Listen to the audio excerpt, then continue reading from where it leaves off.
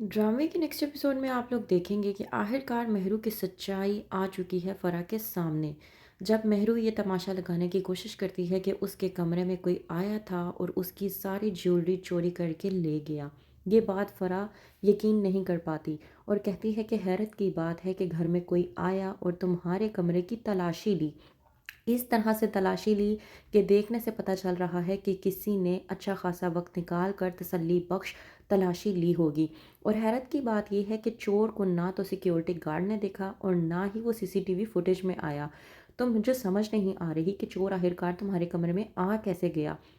मेहरू जो कि नौटंकी करने की कोशिश करती है और कहती है फ़रा से कि देख लें, मैं आपसे कह रही हूँ कि मेरे कमरे की तलाशी ली गई है और मेरे कमरे में जितना भी ज़ेवर मौजूद था वो सब गायब है। आप खुद देख सकती हैं कि एक भी डब्बे में ज़ेवर मौजूद नहीं है।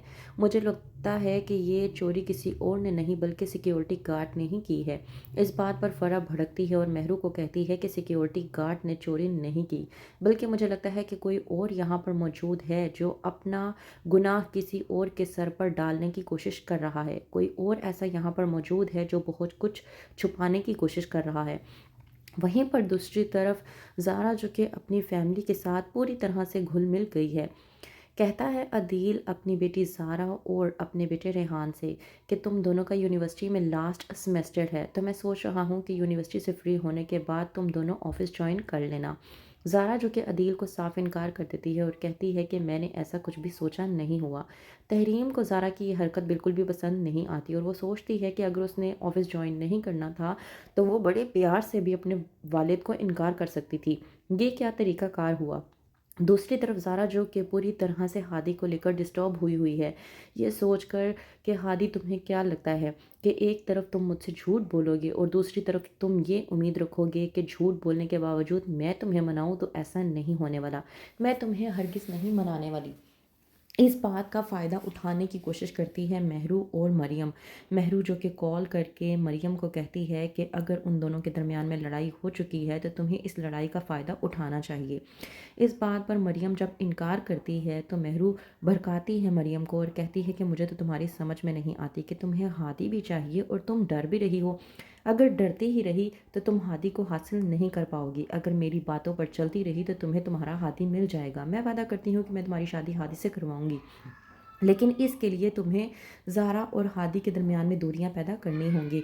अब तुम्हारे कहने के मुताबिक उन दोनों के दरमियान में लड़ाई हो चुकी है, तो उनकी इस लड़ाई को मज़ीद हवा दो। उनकी आपस में बिल्कुल भी सुलह मत होने दो। मरियम जो कि मेहरू के नक्शे कदम पर चलने की कोशिश करती है। जब हादी मरियम को यूनिवर्सिटी ड्रॉप करने की कोशिश करता है तो कहती है मरियम कि आप मुझे एक बात बताएं, आपने मुझे कहा था कि आपके और ज़ारा के दरमियान में बहुत प्यार है। हादी जब मरियम से कहता है कि हाँ ऐसा ही है, तो वहीं पर मरियम आग लगाने की कोशिश करती है, ये कहकर कि जब आप दोनों के दरमियान में प्यार है तो आप दोनों के दरमियान में ट्रस्ट क्यों नहीं है। मेरी बात माने हादी, प्यार का पहला नाम ही भरोसा होता है और अगर ज़ारा आप पर भरोसा नहीं करती तो मुझे नहीं लगता कि वो आपसे प्यार भी करती होगी। वहीं पर मरियम जो कि यूनिवर्सिटी आती है, हादी जिसने गजरे लेकर मरियम को ज़ारा के लिए दिए होते हैं, लेकिन मरियम एक गलत फहमी का शिकार हो जाती है और जाकर ज़ारा को चिढ़ाने की कोशिश करती है, ये कहकर कि ये गजरे मुझे हादी ने दिलाए हैं। लेकिन उससे पहले हादी आ जाता है और वो गजरे मरियम के हाथ से खींच कर कहता है ज़ारा को कि ये गजरे मैंने तुम्हारे लिए लिए थे। मैंने सोचा था कि मरियम तुम्हें दे देगी, लेकिन अब चूंकि मैं तुम्हारे सामने हूँ तो मैं खुद तुम्हें ये दे रहा हूँ। मैंने रास्ते में देखे थे तो मुझे तुम्हारे लिए पसंद आए। मरियम जिसका चौपट हो जाता है प्लान, तो क्या करेगी आगे मरियम जानने के लिए देखते रहिए मुफाद प्रस्त।